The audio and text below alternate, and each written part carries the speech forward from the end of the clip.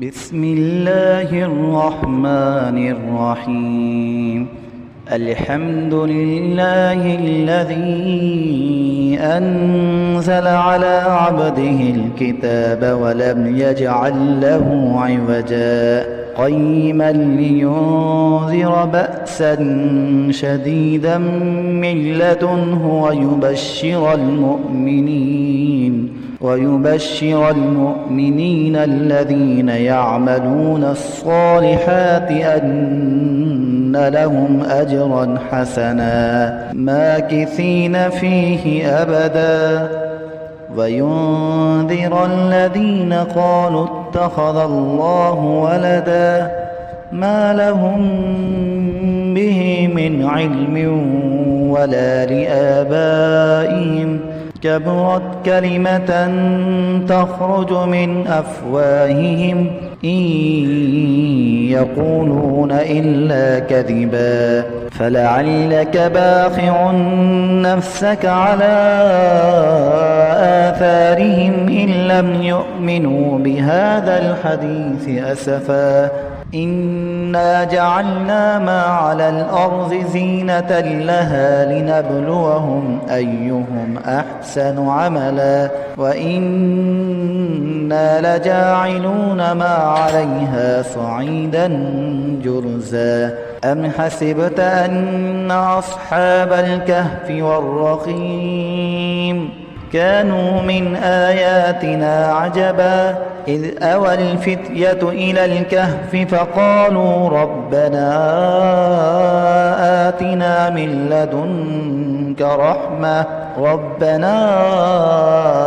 آتنا من لدنك رحمة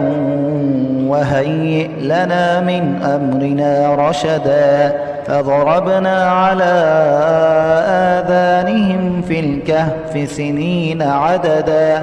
ثم بعثناهم لنعلم أي الحزبين أحصى لما لبثوا أمدا نحن نقص عليك نبأهم بالحق إنهم فتية آمنوا بربهم وزدناهم هدى وربطنا على قلوبهم إذ قاموا فقالوا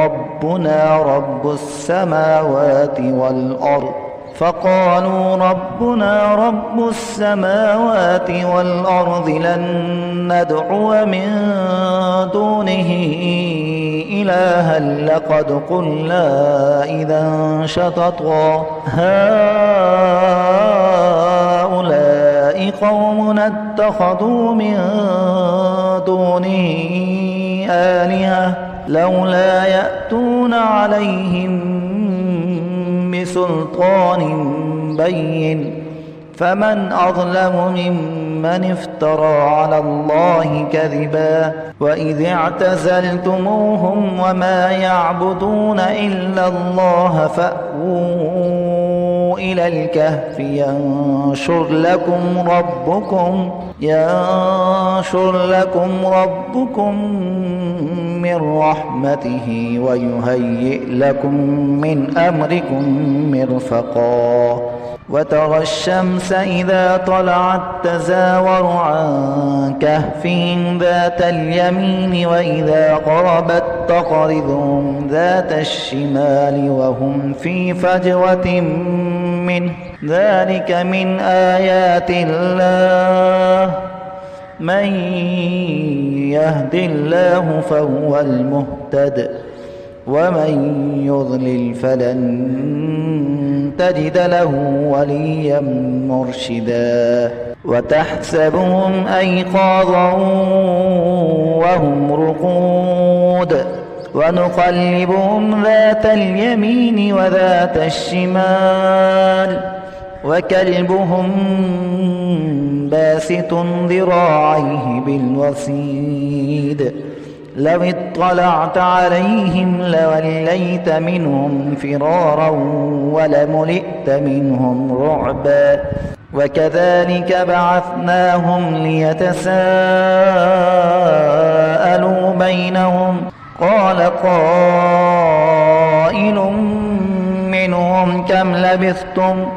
قالوا لبثنا يوما أو بعض يوم قالوا ربكم أعلم بما لبثتم فابعثوا أحدكم بورقكم هذه إلى المدينة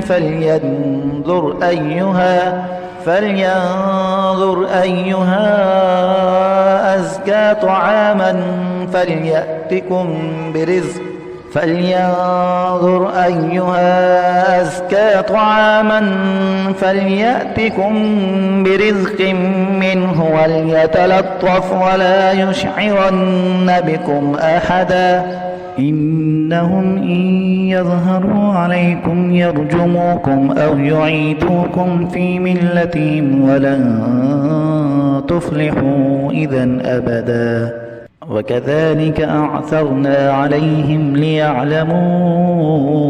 أن وعد الله حق وأن الساعة لا ريب فيها إذ يتنازعون بينهم أمرهم فقالوا ابنوا عليهم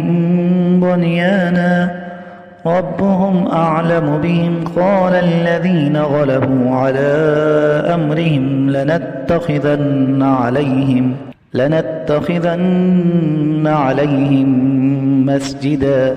سيقولون ثلاثة رابعهم كلبهم ويقولون خمسة سادسهم كلبهم رجما بالغيب ويقولون سبعة وثامنهم كلبهم قل ربي أعلم بعدتهم ما يعلمهم إلا قليل فلا تمار فيهم إلا مراء ظاهرا ولا تستفت فيهم منهم أحدا ولا تقولن لشيء إني فاعل ذلك غدا إلا أن يشاء الله واذكر ربك إذا نسيت وقل عسى أن يهديني ربي لأقرب من هذا رشدا ولبثوا في كهفهم 300 سنين وازدادوا 9 قل الله أعلم بما لبثوا له غيب السماوات والأرض أبصر به وأسمع ما لهم من دونه من ولي ولا يشرك في حكمه أحدا واتل ما أوحي إليك من كتاب ربك لا مبدل لكلماته ولن تجد من دونه ملتحدا واصبر نفسك مع الذين يدعون ربهم بالغداة والعشي يريدون وجهه ولا تعد عيناك عنهم تريد زينة الحياة الدنيا ولا تطع من أغفلنا قلبه عن ذكرنا واتبع هواه وكان أمره فرطا وقل الحق من ربكم فمن شاء فليؤمن ومن شاء فليكفر إنا أعتدنا للظالمين نارا أحاط بهم سرادقها وإن يستغيثوا يغاثوا بماء كالمهل يشوي الوجوه بئس الشراب وساءت مرتفقا إن الذين آمنوا وعملوا الصالحات إنا لا نضيع أجر من أحسن عملا أولئك لهم جنات عدن تجري من تحتهم الأنهار يحلون فيها من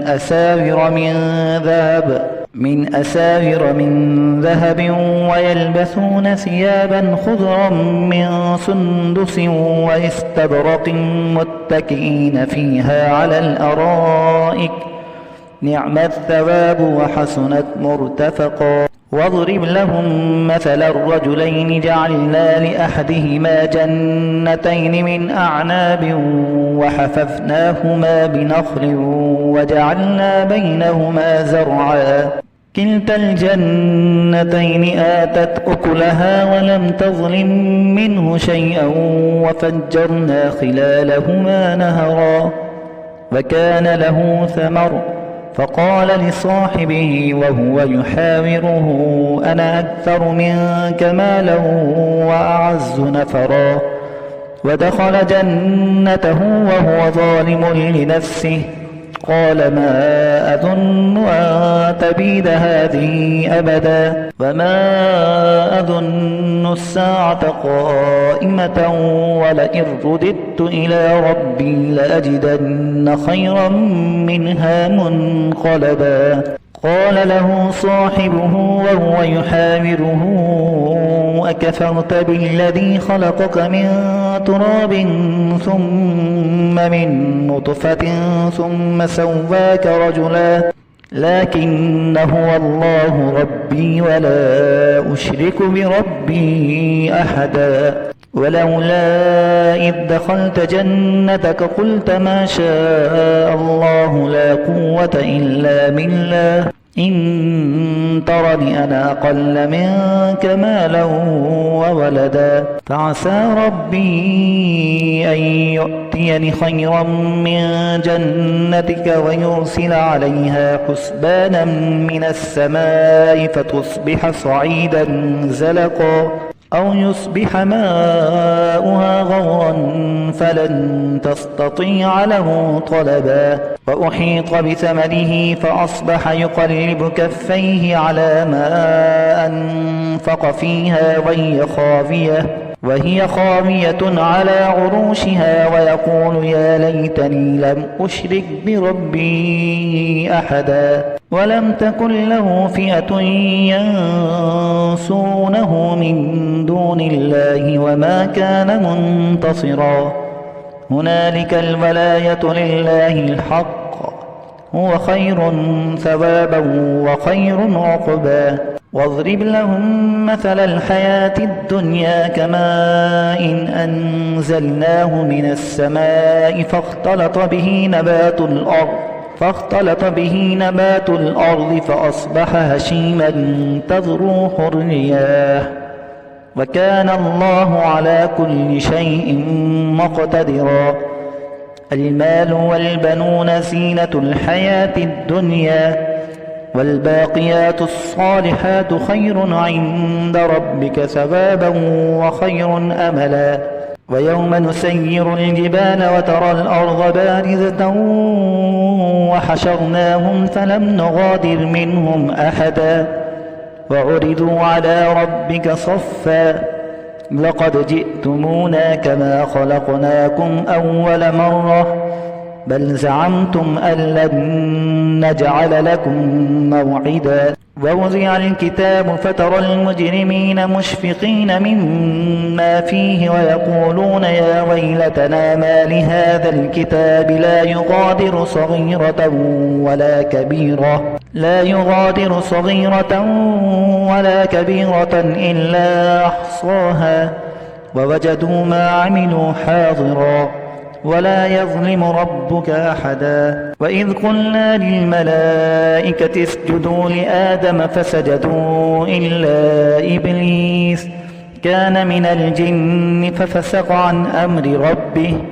أفتتخذونه وذريته أولياء من دوني وهم لكم عدو بئس للظالمين بدلا ما أشهدتهم خلق السماوات والأرض ولا خلق أنفسهم وما كنت متخذ المضلين عضدا ويوم يقول نادوا شركائي الذين زعمتم فدعوهم فلم يستجيبوا لهم وجعلنا بينهم موبقا ورأى المجرمون النار فظنوا أنهم مواقعوها ولم يجدوا عنها مصرفا ولقد صرفنا في هذا القرآن للناس من كل مثل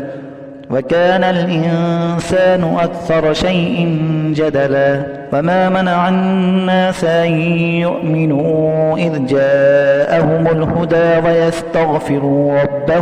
ويستغفروا ربهم إلا أن تأتيهم سنة الأولين أو يأتيهم العذاب قبلا وما نرسل المرسلين إلا مبشرين ومنذرين ويجادل الذين كفروا بالباطل ليدحضوا به الحق واتخذوا آياتي وما أنذروا هزوا ومن أظلم ممن ذكر بآيات ربه فأعرض عنها ونسي ما قدمت يداه إنا جعلنا على قلوبهم أكنة أن يفقهوا وفي آذانهم وقرا وإن تدعهم إلى الهدى فلن يهتدوا إذا أبدا وربك الغفور ذو الرحمة لو يؤاخذهم بما كسبوا لعجل لهم العذاب بل لهم موعد لن يجدوا من دونه موئلا وتلك القرى أهلكناهم لما ظلموا وجعلنا لمهلكهم موعدا وإذ قال موسى لفتاه لا أبرح حتى أبلغ مجمع البحرين أو أمضي حقبا فلما بلغا مجمع بينهما نسيا حوتهما فاتخذ سبيله في البحر سربا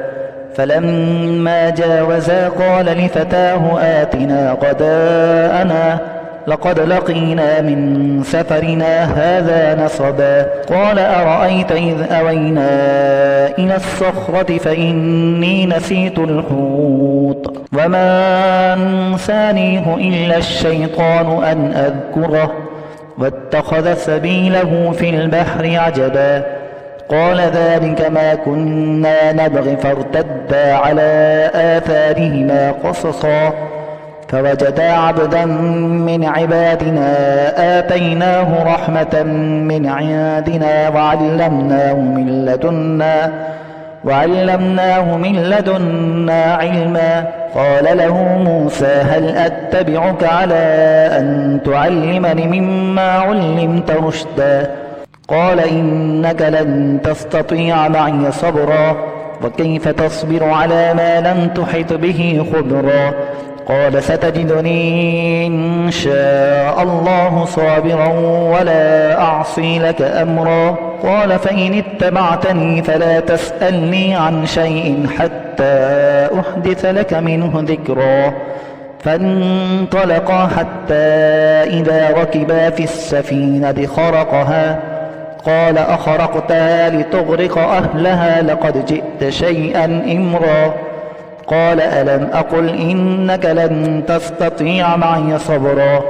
قال لا تؤاخذني بما نسيت ولا ترهقني من أمري عسرا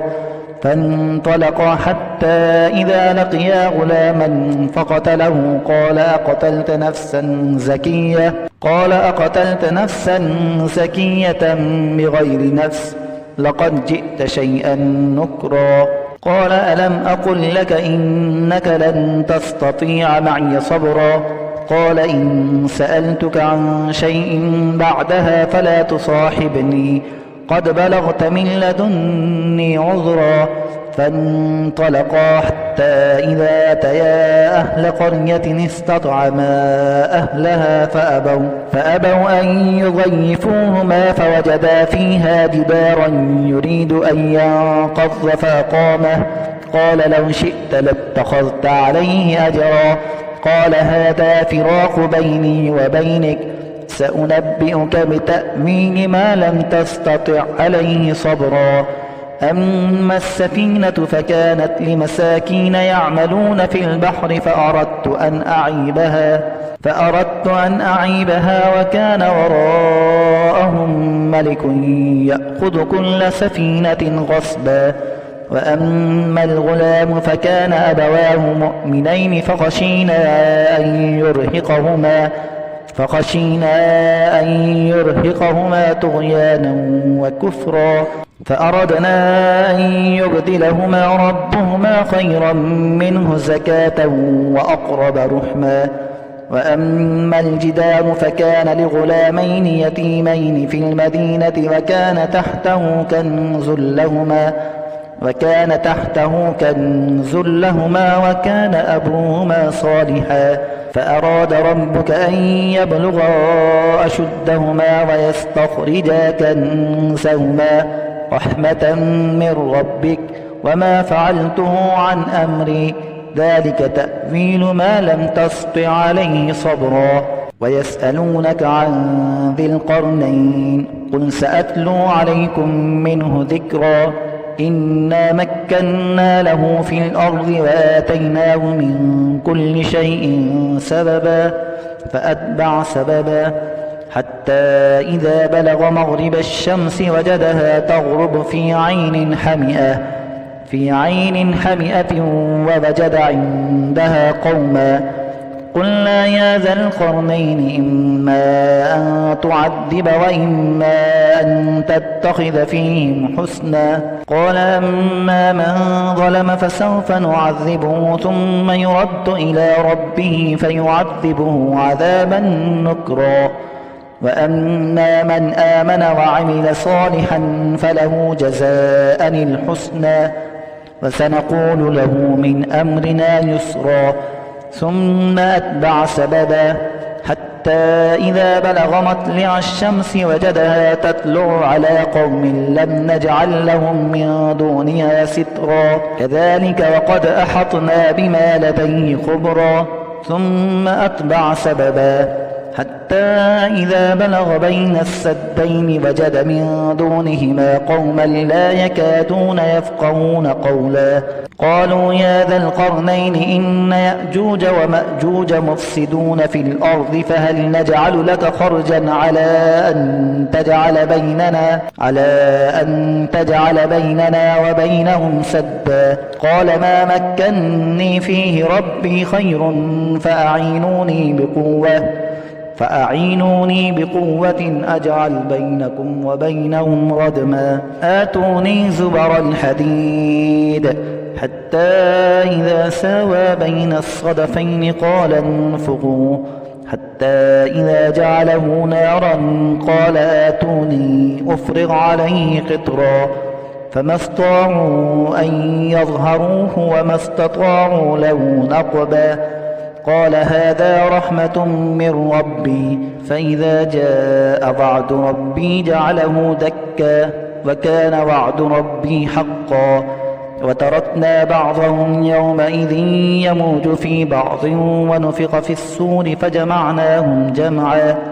وعرضنا جهنم يومئذ للكافرين عرضا الذين كانت أعينهم في غطاء عن ذكري وكانوا لا يستطيعون سمعا أفحسب الذين كفروا أن يتخذوا عبادي من دوني أولياء إنا أعتدنا جهنم للكافرين نزلا قل هل ننبئكم بالأخسرين أعمالا الذين ضل سعيهم في الحياة الدنيا وهم يحسبون أنهم يحسنون صنعا أولئك الذين كفروا بآيات ربهم ولقائه فحبطت أعمالهم فلا نقيم لهم يوم القيامة وزنا ذلك جزاؤهم جهنم بما كفروا واتخذوا آياتي ورسلي هزوا إن الذين آمنوا وعملوا الصالحات كانت لهم جنات الفردوس نزلا خالدين فيها لا يبغون عنها حولا قل لو كان البحر مدادا لكلمات ربي لنفد البحر قبل أن تنفد كلمات ربي ولو جئنا بمثله مددا قل إنما أنا بشر مثلكم يوحى إلي أنما إلهكم إله واحد فمن كان يرجو لقاء ربه فليعمل عملا